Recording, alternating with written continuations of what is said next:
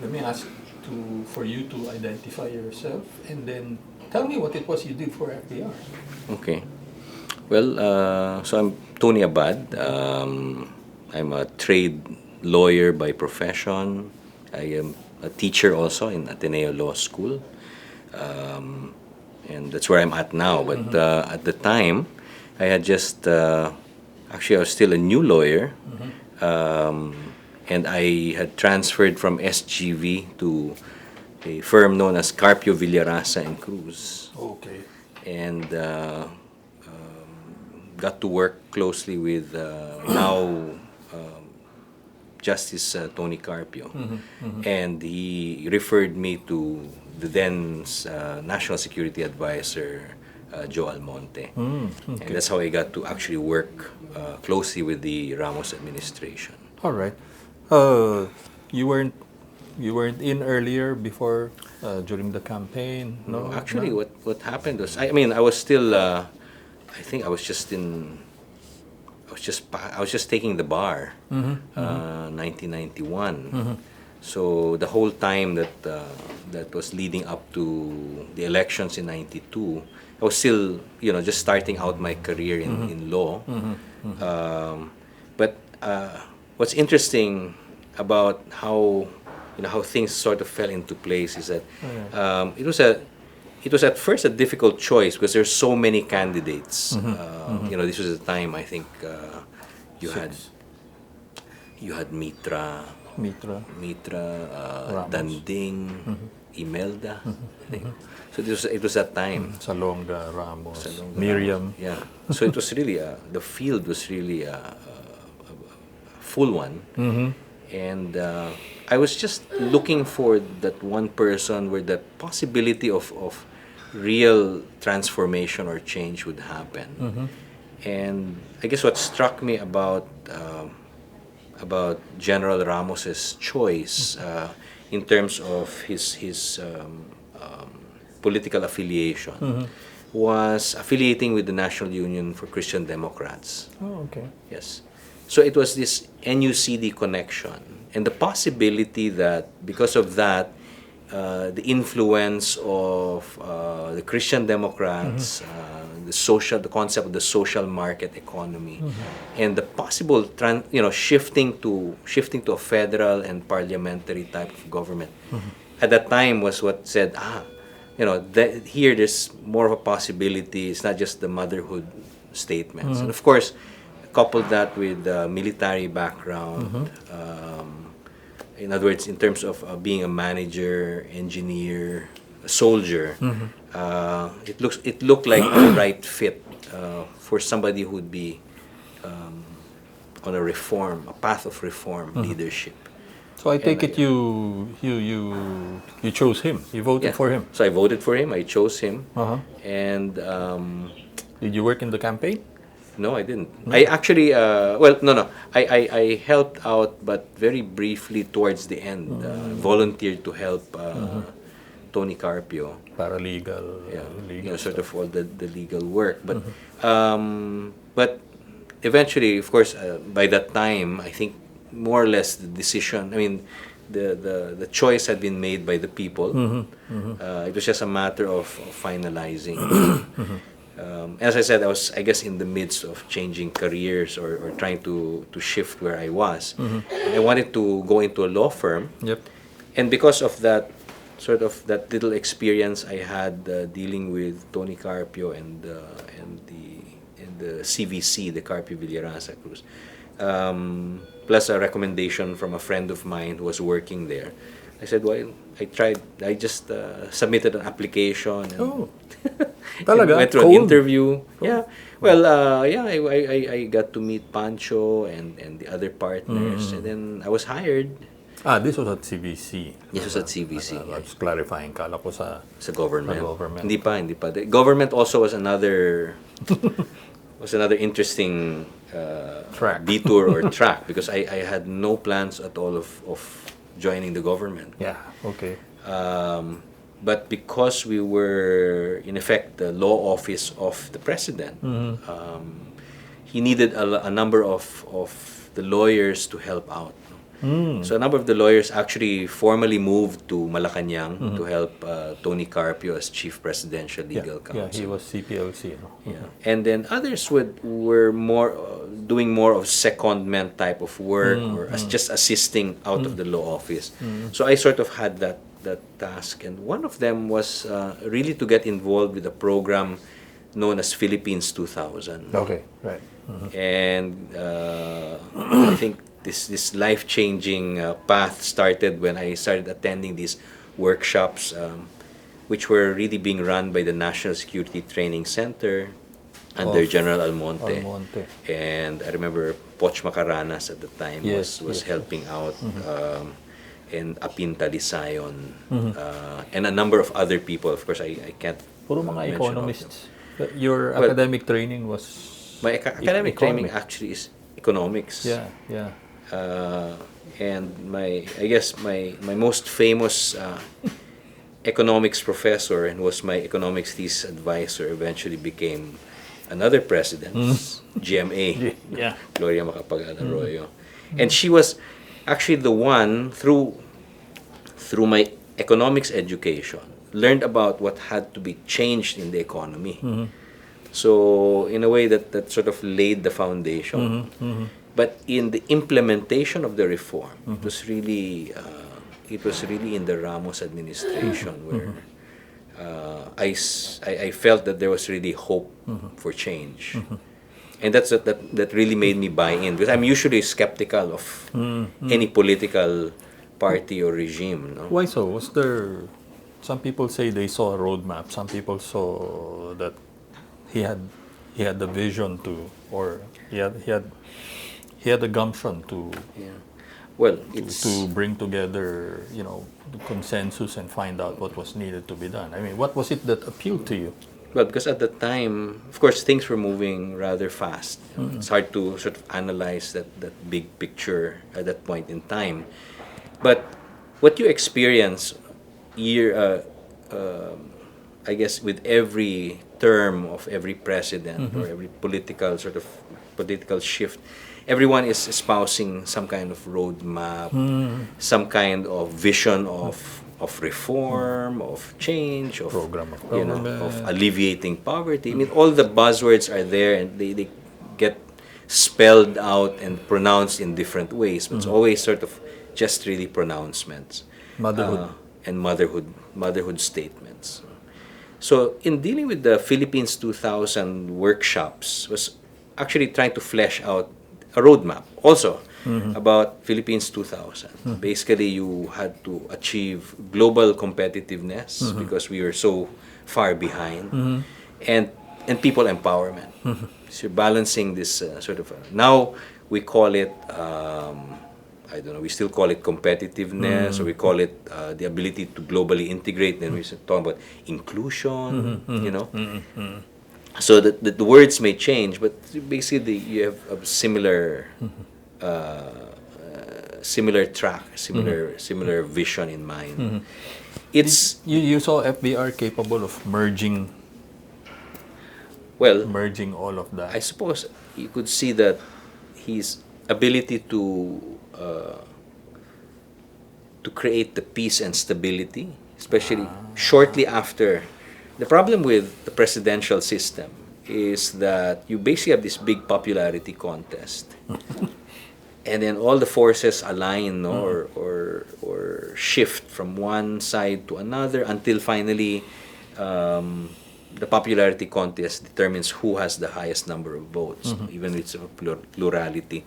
And it's usually creates a very unstable, because it's a winner takes, it's a winner takes all situation. It's not like a parliamentary system, which is consensus building. Yes. This is like, I win, so I'm now, I take over, and it's the people who are sticking with me who are going to be the ones who are going to lead. But he wasn't a majority president. He was I think he was well aware of that. 23%. It's a plurality, especially with that kind of lineup. Yeah, yeah.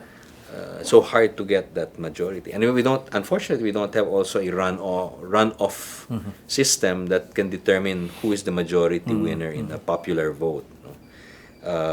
things to consider. But in the meantime, you have this plurality. I think he realized as a minority, out of the total number of voters, there was a need to really build up the coalition and the consensus from that point on. Okay. And I suppose he's probably one of the few, if not the only, who's really managed to put together that without having an opposition that was only opposing for the sake of opposing, which usually happens, because you're the ones who are left out. So I think what he's trying to do is he tried to bring as many people in, and he reached out to all those who he ran against, and then he reached out to all those who were in some form of conflict with the government. So engagement and consensus building? Yes, I think that was an important foundation for what we were going to do. What actually maybe convinced me finally is that out of these workshops, we were identifying areas that had to be reformed or changed. And for some reason, When was this? this is in 1993. So Okay. remember, 1992 is when he won. Yeah. He was trying to establish himself just then, the sort of the appeasement and trying to build consensus was, I guess, from the middle of 92 up to, I guess, it had been continuing. But in 93, we started conceptualizing the Philippines 2000 concept Okay. and formed this group called People's 2000, the People's 2000, to So try that was a and- think tank. Yes, so it was an ad hoc think tank of actually a very odd grouping of people, and actually you could say they're very simple folk. It's I mean not simple folk, but they're not people who really will are into getting the attention or the public eye. So No celebrities there. no celebrities. Just people who were thinking and were willing to think out of the box and really change things. No?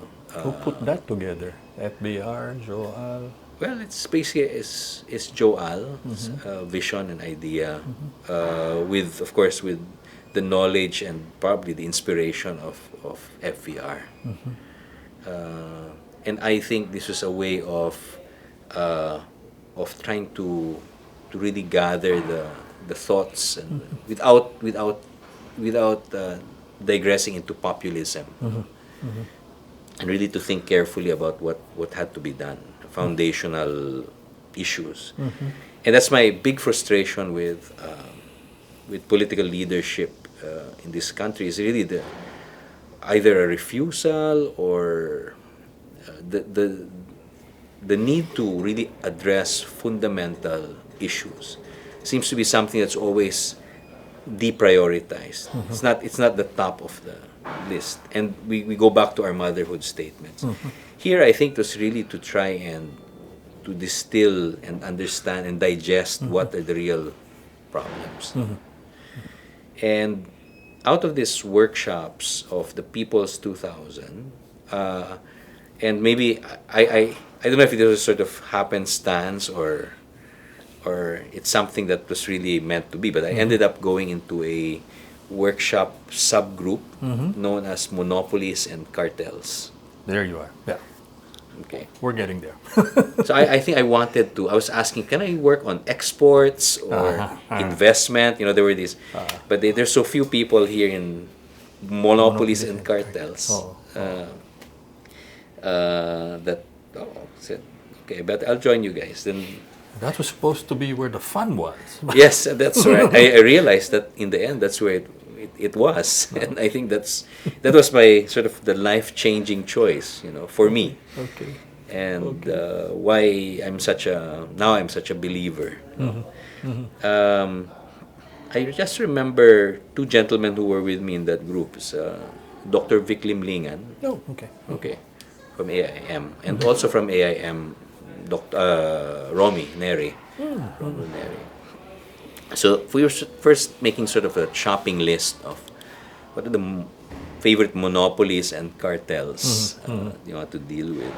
And of course, there were issues like we didn't have a real working antitrust or competition law at that time. We had something in our revised penal code, criminal law, Yeah.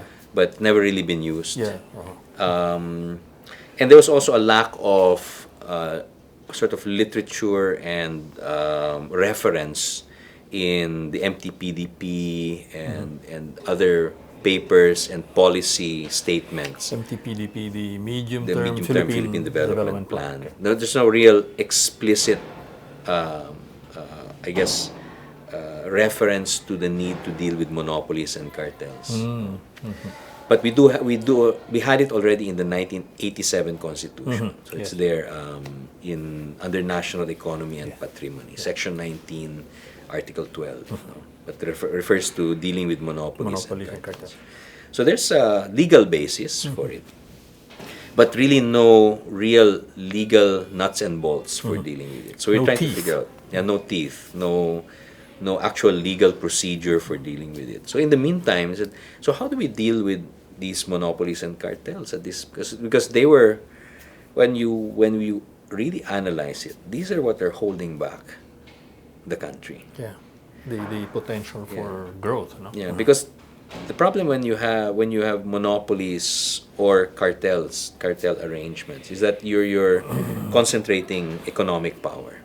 So it's a market power concentration.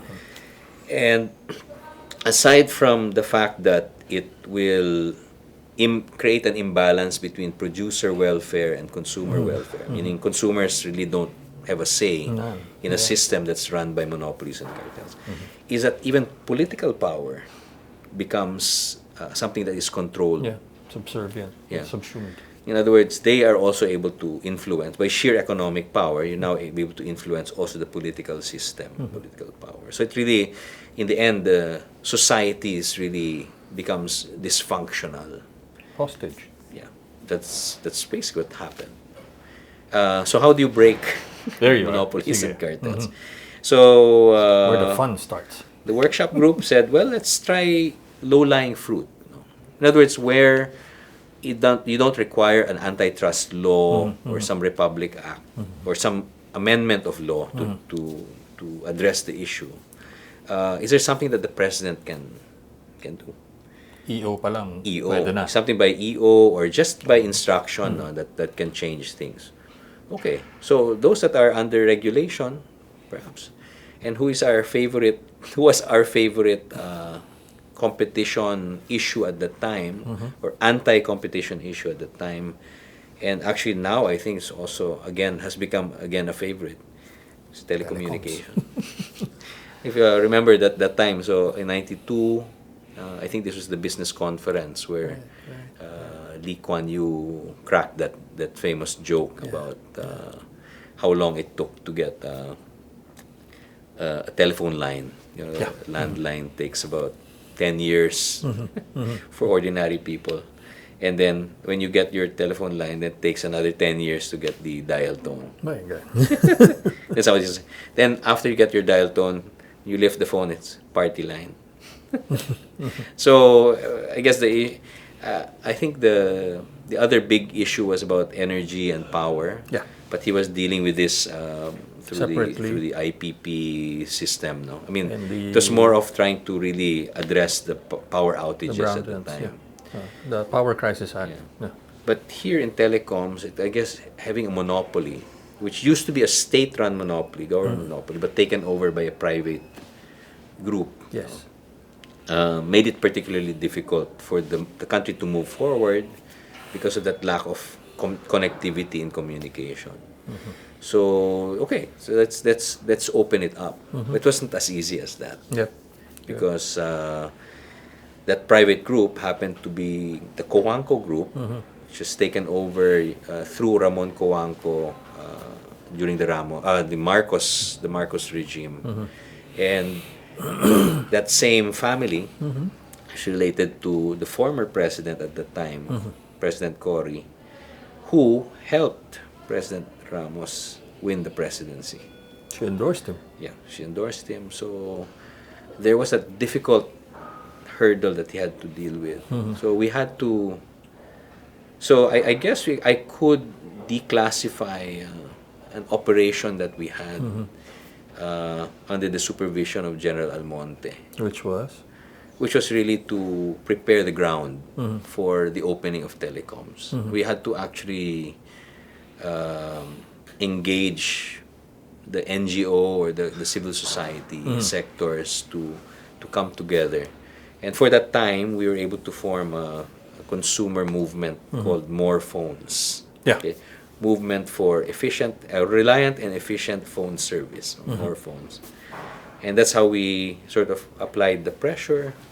It wasn't easy. There was a lot of political, sort of the political infighting and legal infighting that was going on behind the scenes. No?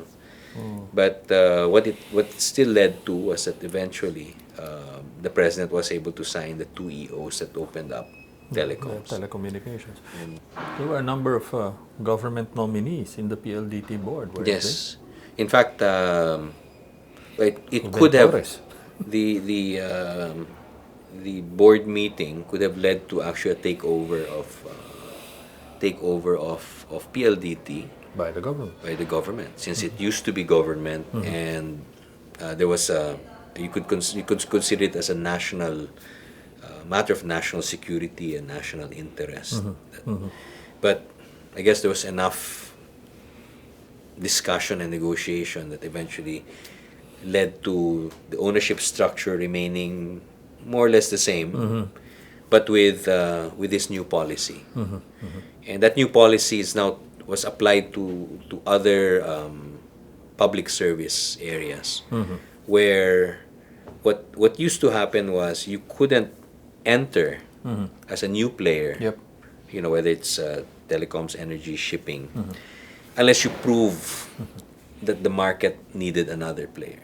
So the burden of proof was on new players to come in and prove that. But now it's the other way around. The incumbents are the ones who have to prove that the there is market no need is for- sufficiently. And now we're even going further, because the international standard is really that as long as a player is willing to come in and invest, they would have done the maths. And that means that anyone can really come in to compete. And that there should be sort of this freedom of entry and exit from a sector, like telecoms. So it's market driven Yeah. instead of interest driven. But from what I saw, at least my own experience as an economics student of past regimes and our own sort of political economy history, I was quite surprised. I didn't think it. I was really skeptical that this would be pulled off. That we could actually go on a path of economic reforms. And that was the bigger plan of General Almonte and General Ramos, was really to open up the economy, introduce more competition. That would lead to a restructuring even of the political and social, so that it becomes a more inclusive society. The work isn't done yet, but It's continuing. it's continuing. It's a work in progress. But certainly at that point in time, a young lawyer like myself, I was still in my 20s, inspired me to. I said that, okay, these guys mean business. President Ramos puts his money where his mouth is, and they're using all the tools of their own experience and background. The proper use of intelligence, complete staff work, coordinating all the different forces. And although it seemed like there was no supervision, we basically run on our own. And for the next 4 years, we were going on this path of economic reforms, and that changed everything for me personally. Yeah. Yeah. Political will. Yes, the political will. I mean, you may have identified where to go, you may have identified how to do it, but And without strategy. The will must conform with the strategy, because the other one is you could have political will and come out with guns blazing, But the That if you system, didn't have- the system is so vicious. Anyone who does that is bound to get shut down. The moment you come out of your stable. But that's actually a testament as well to FBR's skill, ano? To be able to bring it all Yes. and tie it all up, no? Of course, the only regret or the only problem is that 6 years is not enough time to do. I mean, no matter how good the strategy was, it really required more time. And really to really transform society is not just about opening up. No? It's about really doing a complete re-engineering of the economic system and also the political system. So that's why I totally agree that there has to be some kind of constitutional reform. And I knew that President Ramos wanted that. But again, the problem, strategy and sort of balancing it with the political reality at the time. I'm sure that's what sort of slowed down that process. And before we knew it, we had to pack our bags And hand over. and hand over to a new regime. Telecommunications was just the first of so many. Yes. We moved. We dealt with banking. We dealt with retail trade. Retail trade. We dealt with. We also had that issue about domestic air transport.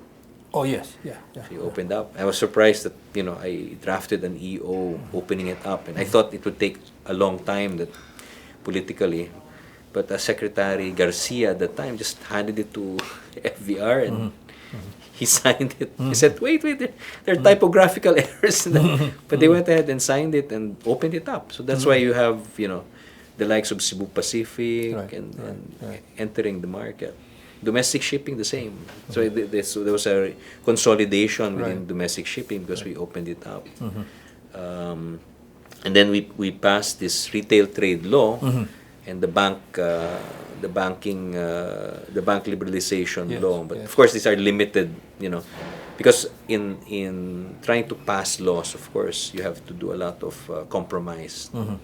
So you could see that these are compromise sort of measures, but nevertheless, they opened up to a certain extent. Someone had to start. Sectors. Yes. Someone had to do the first steps, and that was really FVR period.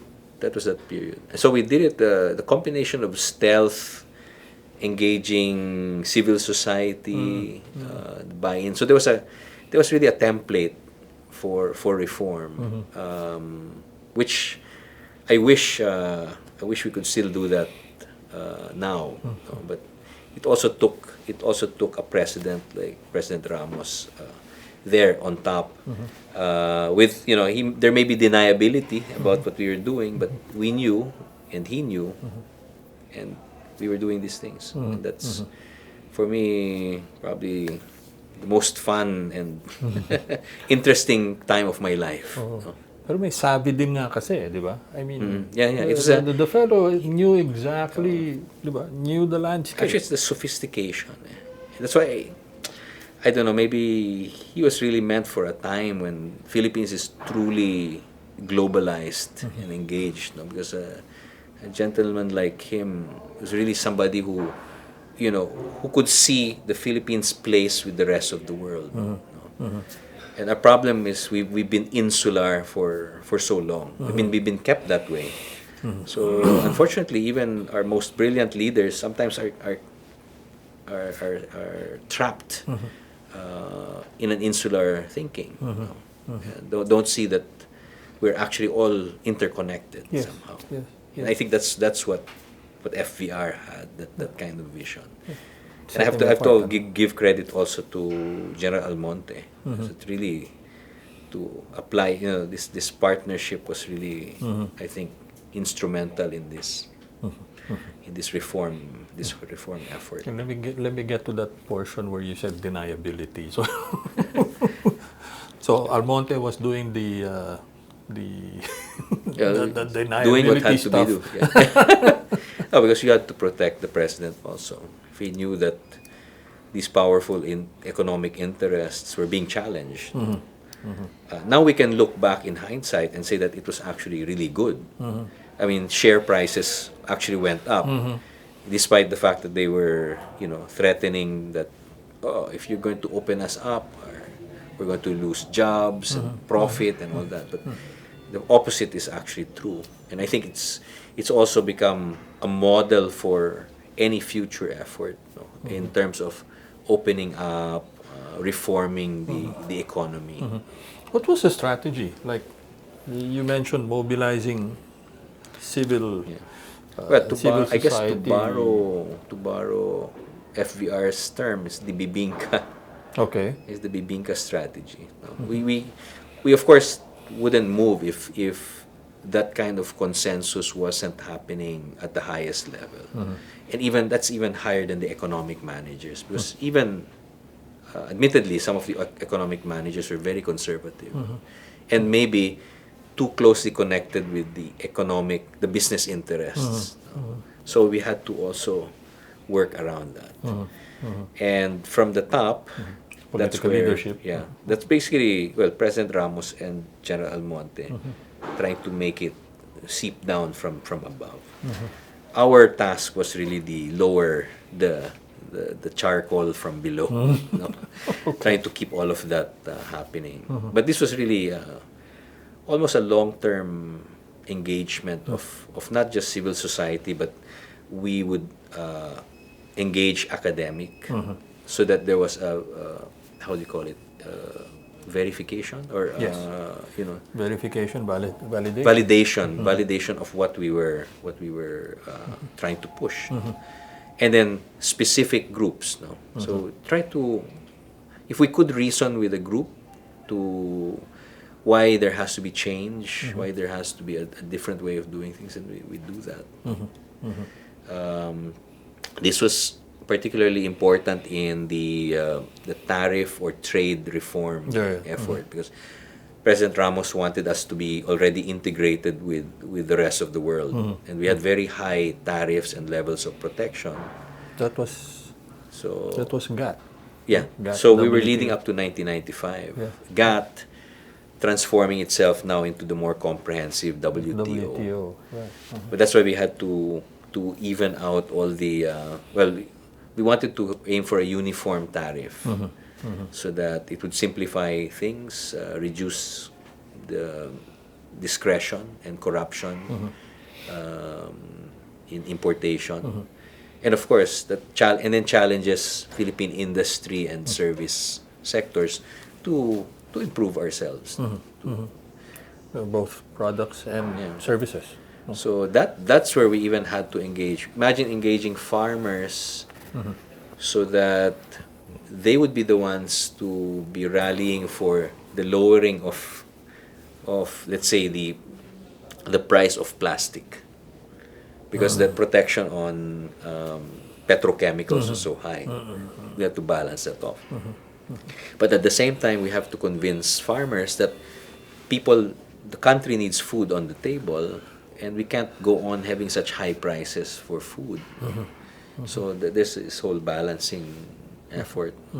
And right now, it probably we look at our tariffs and our integration with ASEAN, and we say, oh, it all makes sense. But back then, the opposition to it was so intense and so It was immense. just one obstacle after another. Yeah. No?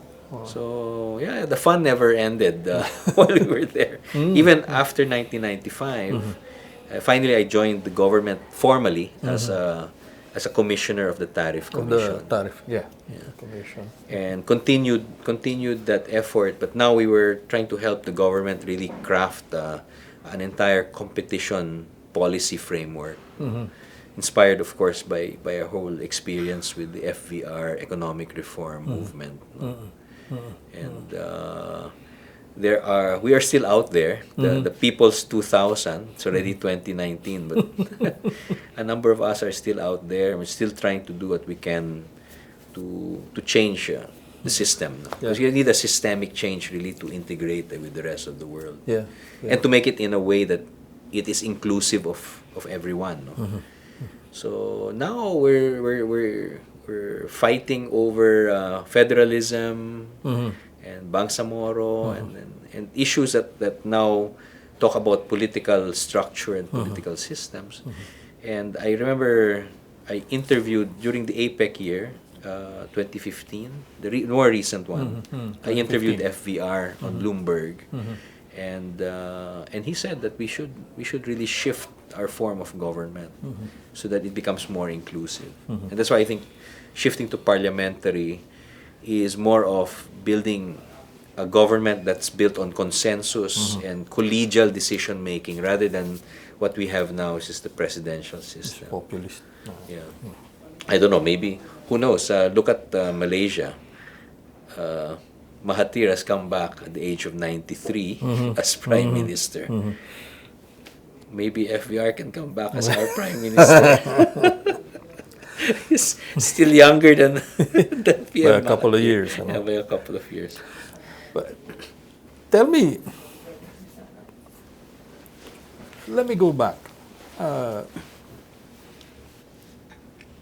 Were there preconceived notions of who the man was you were going to be working for? FBR, I mean Ed Sahiro and all. No, I don't like to. Yeah, I don't like to put people on pedestals, and sometimes I find it disappointing when people get too maybe starstruck by the political leaders they work for. And I think he actually made this statement. He said, if I give you a set of principles that you should follow, then I violate the principles. I do something that violates them. Then what should you do? And our answer is, well, we will disobey you and follow your principles. I said, that's the correct answer. Yeah. So it's the principles actually that we have to fight for. And maybe he can correct me if I'm wrong, that he is really merely the arbiter, the shepherd, so to speak, to try to bring people based on this principle.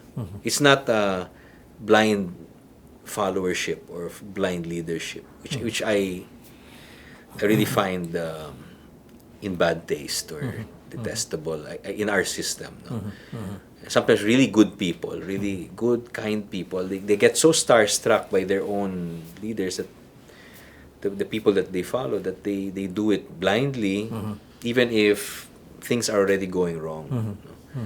So we have to always remember what we are fighting for, our principles and end objectives. And we're not fighting for a person. No And I think personalities there. no personalities. So that was what he was like? He didn't like, Well, that's no personalities here. that's what I that's what I gathered, at least during my time, and that's what made me respect him all the more. No sacred cows. Yeah, I'm sure he enjoys his star quality. He knows he's a good celebrity, I think, and always entertaining. So it's always, it's a good combination of humor, but at the same time you knew that things were getting done. Well, that was kind of. Did you see a match there? I mean, the fellow was a military man by profession. I mean, Well, I don't know. where do you think? And an he got engineer, that? and it's a unlikely.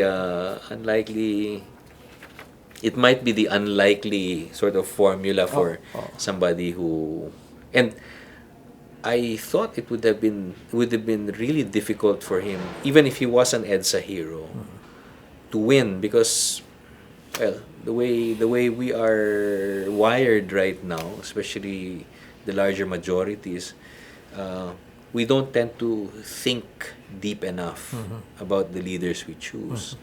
So really, it's about popularity. Popularity means you put on a show. And if the show is more entertaining, that's who you'll adhere to. Yeah, you're the guy who come out the winner. Come out with it. But now, somebody who's actually an engineer, has an MBA, has been a general, has led armed forces. So, Familiar and logical. comfortable with command. Yeah, and the command structure. maybe he just really needed more time so that your society we become our own armed forces, self-defense force, but led based on that principle and structure. And that's what that's why when I think of a leader I'd like again, I'd like somebody who's just like FVR. Maybe with the correct political structure, so he can really implement his vision. I'm getting also the impression that that he liked, you know, the ball bouncing back. I mean, you know, he'd throw an idea and people would, you know, bounce it back. Or the CSW, complete staff work, is another. We couldn't move really unless he would, you know, with his red pen, instruct us who to consult. No? So there's chain. He respected the chain of command and those who are around it, even if we knew that along that chain were people who would object to the reform. We still had to deal with them. So there's no short circuiting the process. Yeah. It's so tempting, of course, because I can just tell General Almonte this has to be done. Can you tell the president and sign? Sign. No, he had to follow this, and I think it's also for stability. You don't want an army where at the time of battle, people are short-circuiting because they're already taking things into their own hands. So, and I think that's also part of the consensus building process that he displayed at the beginning. That he wanted really that all sectors have to be consulted when something happened. I think it's also because he looked at the totality of the nation. That, in other words, if you're looking at an army or an armed force that's supposed to achieve a victory, then all the different parts and components of it count. Right? In other words, sometimes we tend to, with the winner take all, it's my tribe or my group because I won. So I don't care about everybody else. Or if I'm based in Manila, I'm a Manila elite, and I've built up this fortune based on a protectionist, monopolist type of business. I don't care about the welfare of others. But if you see everyone else as a soldier, as a part of the system working together, then it matters what everyone's thinking and how they become parts of the entire machinery, the whole system. I think that's the difference with the FVR leadership. Pero yung training din kasi niya, I guess that got ingrained and eventually it became part of. I know. the I wish. I mean, fabric I'm not a military man, but I could see that, maybe vicariously, I could enjoy seeing how that training of his from his young days taught him about how a military works. No? And the military works. It's almost like you have to be like a big robot or AI moving on its own. There's so many different moving parts, but all have to achieve this goal. So if your mindset is based on that, then you see everybody as really part of this system. But in a military system, everything is already rational and works in a certain way. There's a chain of command. Maybe technology improves how the different parts communicate with each other. But for our political system, it's very dysfunctional. And the power is so concentrated so heavily here in Manila and among Manila elite that the rest are really excluded or not counted. or feel isolated or And not part on of the other hand, now the majority have their social media and can now talk about how excluded they feel from the scene. So I think all of this, what we experience even to this day, is about this I guess this issue of trying to transform the country, which I'm quite sure FVR already saw, but just needed more time and maybe more support from the rest of us. Tell me how you guys worked with the legislative. I mean, the, the legislative, being politicians and all. It's the art of compromise and everything. But I mean, you did need to get those reforms going, Yes. you know, liberalize, break up the monopolies and cartels. But how was it really working, trying to balance that? Well, we had certain laws we wanted to pass, modifying, amending existing laws. Generally, the theme was really to open up the economy. So you can imagine the kind of resistance that would happen. We'd have to identify the more progressive thinkers in Congress. No? That's where you started. And it would be on a case-to-case basis. That one champion for one cause may be different, maybe the obstacle for another issue. Yes.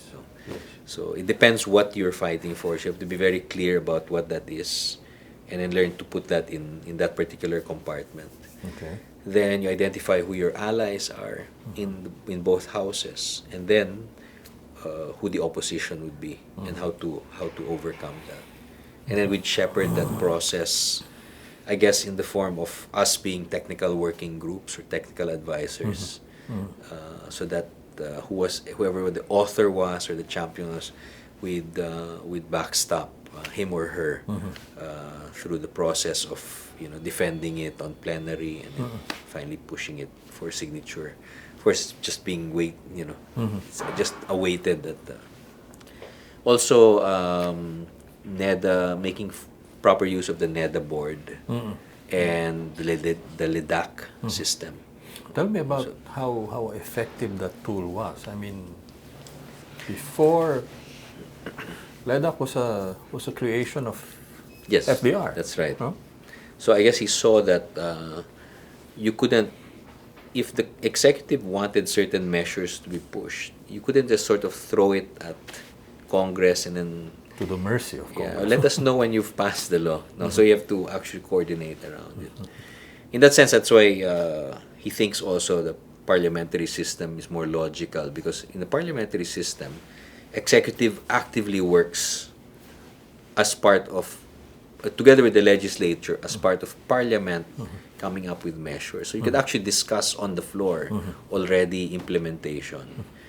But in this case, you basically have two houses that are very far from each other, and the two houses are also separate from each other. Physically, and in many ways, the separation is very palpable, very apparent. But he did try to bridge that, diba? Yeah. So the Which was LEDAC system is really to bring leadership of both houses together with whether it be the economic managers or any of the ministers or secretaries who had issues that were pending that had to be passed by Congress. I guess it's a mechanism that sort of replicates what would have happened in a parliamentary system, but now where the government can actually work hand in hand. And it was weekly. Yes. Diba? The LIDAC is also only as good as how active the leadership is. Nowadays, sometimes you have laws that are just sort of being passed because Congress wants it. It's really also depends on how proactive that is. So you can imagine what kind of a workaholic President Ramos was. And didn't let any of these bodies sleep. No? And that's why we were able to, in a way, that kind of pressure from above helped us, inspired us, and also prodded us in that process, especially with the passage of laws. One particular law where I really had gained this experience is now the competition law, which passed in 2015. I started, with the draft, trying to push it in Congress in 1993. And then I kept going back to Congress and working with different senators and congressmen to push it.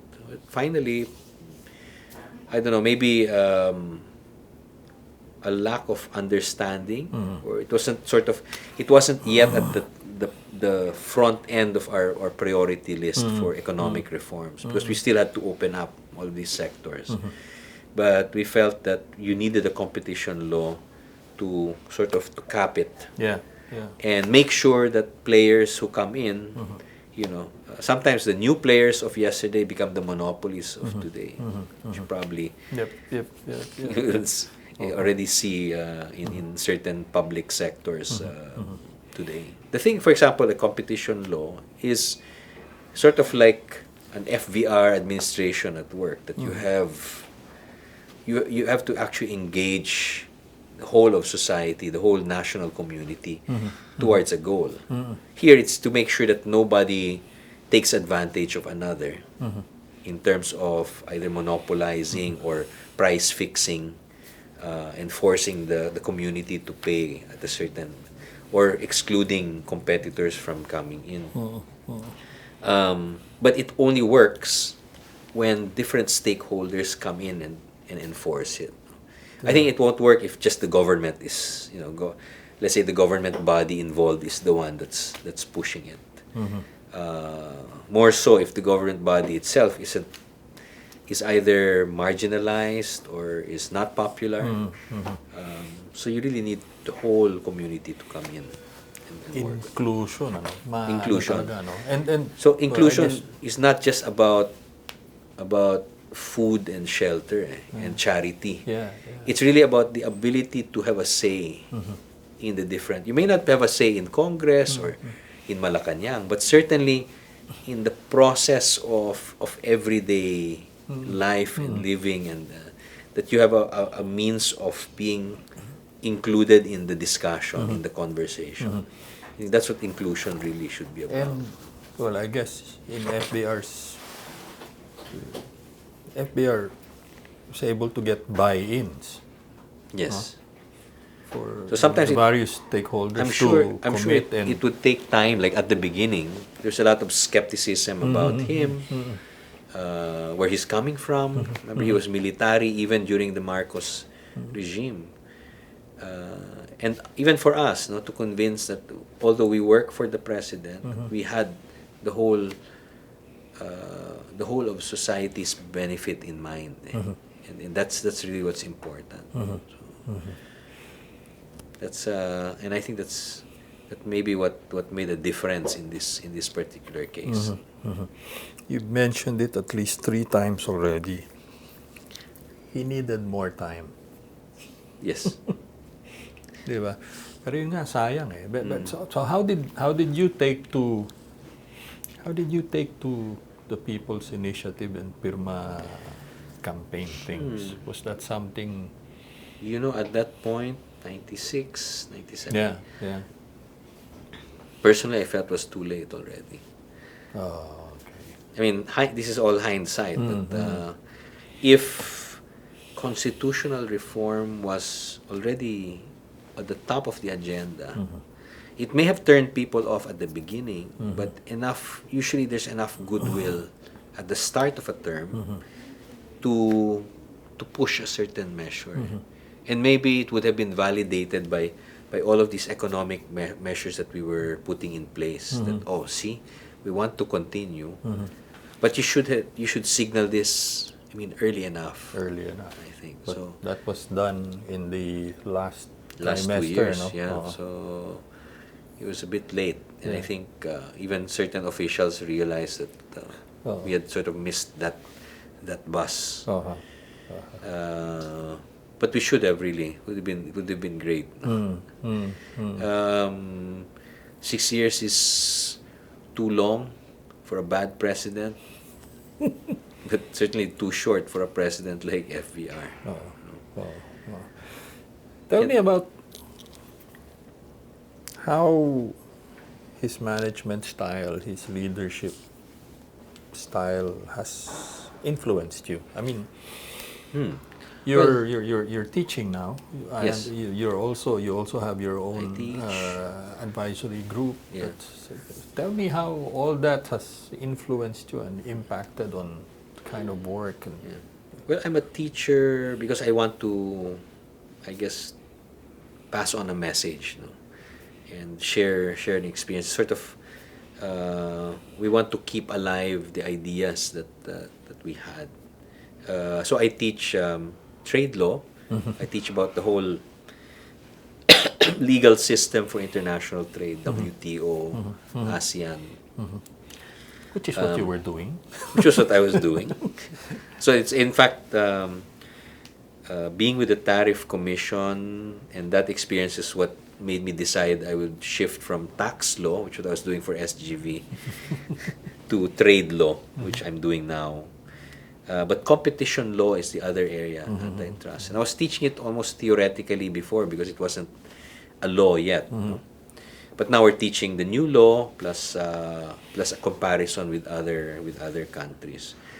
And it's that whole, of course, that whole important part of my life, that experience under FVR, that inspired me for this teaching subjects. I tried teaching other law subjects, but I really wanted to teach these. And finally, these are the two subjects I'm teaching in Ateneo. I have a small consulting firm, but it's a trade. We call it Trade Advisors for short, which is also about studying and advocating the policy shifts towards greater, closer economic integration. What are the systemic challenges of integrating? That means you have economic, you have business, you have other forms of technical harmonization issues, and of course legal. No? And that's what we promote. Again, drawn from that experience back in the 90s. And then we have a law firm, ABAD Alcantara Associates, which specializes in trade and competition and economic regulation. We do it based again on this vision of, I guess, greater opportunity for the greater number of people, which means that we have to really change the way we do things. But management style, really what inspired and impressed me about Do you wake FVR. up at 3:30 in the morning? Well, and no. Do you have that red pen too? Red pen. The time he's jogging around before he reads all those newspapers, I'm fast asleep, dreaming. Probably because I drank too much already the night before. So certainly lifestyle I can never emulate and come close to FVR. And that's part of the, I guess that creates part of the mystique, no? But what I particularly like about his management style is it's a hands off but hands on. Okay? He's not there micromanaging you. But he knows exactly what has to be done. Up to the point that the goal has to be achieved, which is, I think it's a classic military management style. Because if you don't allow your other generals and then their lieutenants to implement, then it becomes unworkable. And well, there may be other political leaders who are probably too hands-on. Makes it very difficult to function if you're not given that leeway. But I think as long as the marching orders and objectives are clear, we are given that leeway, and that's, I think, for me, that's the way even business, ordinary business should be. And that was his style. Did it also give you confidence that he had your back? I mean, he, Joel, everyone else. Well, yeah, it was General Almonte I had closest sort of interaction with, and also Tony Carpio. I did feel that I had my back covered, but I knew also that there's deniability. So there's this combination. So I remember we had a dinner with FVR, and I just wanted to report what he had been doing. It was a closed door dinner, and I was under the impression he had no idea what we were doing, what we had done. So I was reporting it, and then at the end he goes, I know. So then I felt, okay, he knows what's happening. And I think it's because there's deniability. It means we have to take responsibility for what we do. Yeah. But I knew that what I was doing was in sync with what he wanted, and that was enough for me. And that what he wanted was part of a vision that I shared, and that's what sort of helped me. And I was actually, for the most part, I was actually on my own. I mean, I had my marching orders. I did what had to be done. You know? Even to the extent of trying to start up the process of trying to pass a law, for example, in Congress, or trying to convince a certain department secretary to agree to a certain reform measure that had to be put in place. It was all up to us, but we knew. So there was something about it, that management style. It was also not as if he had sort of left us to just sort of drift and do whatever we done. Otherwise, nothing would also Have been done. happen. Why enter the civil service? I mean, suddenly you have a salary cap, and I mean, Yeah, what I'm getting at maybe is, was that again another influence that was the FVR influence also there? I mean, his brand of civil service, his brand of public servant leadership. Certainly. Well, people ask me, "Oh, don't you want to go back to government?" I said, no, not. Maybe as a retirement post or something. When I'm older, I guess I have no desire to get into that kind of a rat race, because I see what happens, and I've experienced other administrations very different from the FVR. If I guess something, I mean, if FVR became the president again or became our leader again somehow, but of course theoretically, I would want to go back. I would be willing to take that pay cut and be subject to, because I knew that it was leading somewhere, and I, like you said, actually he'd have my back, even with deniability. And I felt that was because it was sort of a call to duty. Although I was asked. No, it wasn't like it was imposed on me. I was invited to be appointed commissioner of the Tariff Commission, but I knew it was an integral part of the process of transforming, because of the trade. Our trade policy had to be reformed. Right. So, well, front and center of that. But despite all the issues we had to deal with other agencies and many protectionist interests from different sectors, I still feel that was my best time in government. Talaga. Yeah. Wow. I mean, as a civil servant and formally appointed government officials. Por la patria. Yeah, por la patria. And there were lots of issues on the political, on the policy front. But politically, maybe I was thankful that we were not so popular as an agency. People didn't really know about the Tariff Commission. In fact, one time I was even stopped by MMDA because I had a security plate. And then I said, nasa gobyerno ako, security plate. And I showed him my ID, and he goes, "Oh, sir, Traffic Commission ka pala." Tapos sumaludo pa sa akin. I said, "Okay, Traffic Commission." Okay. I guess it's like the Philippine Competition Commission. People think it's about sports. Yeah. Oh my gosh.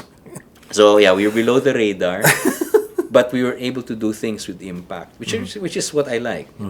Low key but high impact. Yeah, Rather than high profile, but wala namang effect. No impact. Yeah, no impact. You stayed on, pero well, FVR went on to become Citizen Eddie, but Yes. I guess you meet each other ever so often. What are the interactions like? I mean, It's always, post FPR. it's always a riot with him. It's always it's fun. Even when I talk to him about something serious, always ends up becoming a laughing session. I don't know why, you know. Uh, it's really nice because you actually get to relax when you're with him, and he offers you coffee royale.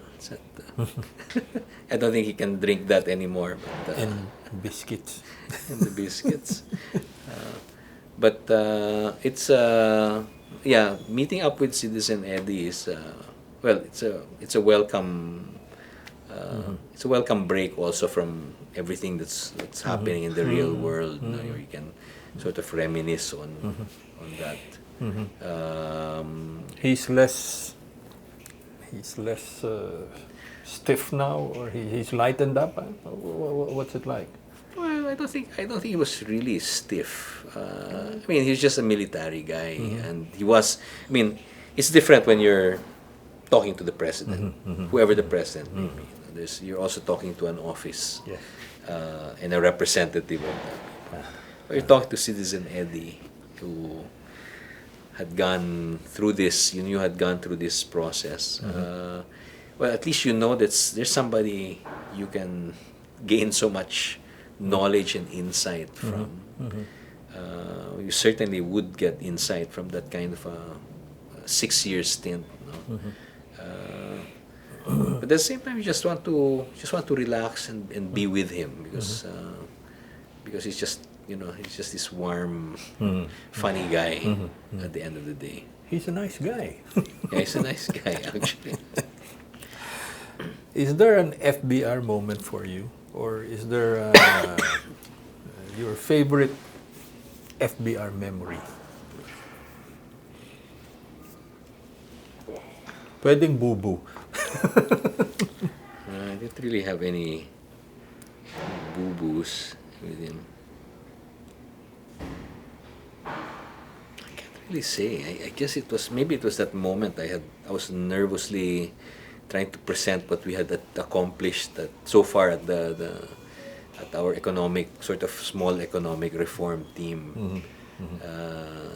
Under the impression that he didn't know anything, he didn't know who I was, and all that. Then he said, "No, I know what you've been doing."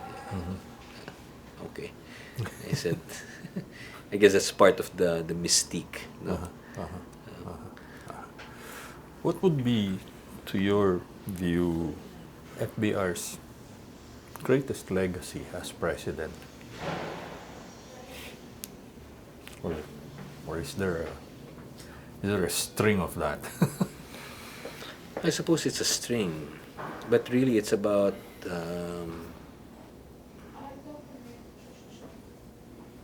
I guess it's about the economy, and that we probably take it for granted now, but nobody would really want to speak up against monopolies and cartels, and that the only way we could really be truly globally competitive and people empowered is really to open up our economy and to share the prosperity. And that he recognized that there's really a dysfunction in our society, that there's such a great imbalance, no? And it's an imbalance which is really being imposed. It's by design that people control different parts of our economy and reap the benefits without sharing with the rest. No president had broken that sort of faced and talked about it head on, and left a legacy of saying that we have to keep opening up, we have to keep sharing the prosperity with the rest of the economy. He broke through the wall, ano? Yeah, it's really the market, putting a priority on market economy, because economists, we economists will just keep on ranting, no? but that's as far as we go. It's really putting it into action. And for me, some of the things were, when I look back, I said, wow, we actually did that. I mean, when you think about it at that time, it just seemed impossible. But we didn't have time to think because we had to go and do things. And that whole sort of that chance to be under that military mindset, but geared towards, because you could have a military mindset, be efficient and everything, but if you're not coupling it with the ultimate vision, then you're not really engaging the whole nation towards this shared vision. And I think that's the vision that he did. And many probably reword, but they're actually copying a lot of what he has already, because the kind of language didn't come out until his time and his so in a sense that could be the legacy. It's the blueprint. The blueprint, the concept of blueprint, summits, the consensus building. Sometimes it's followed only on paper here nowadays, but still that's all part of that string of legacies that is FVR. Thank you very much. Thank you.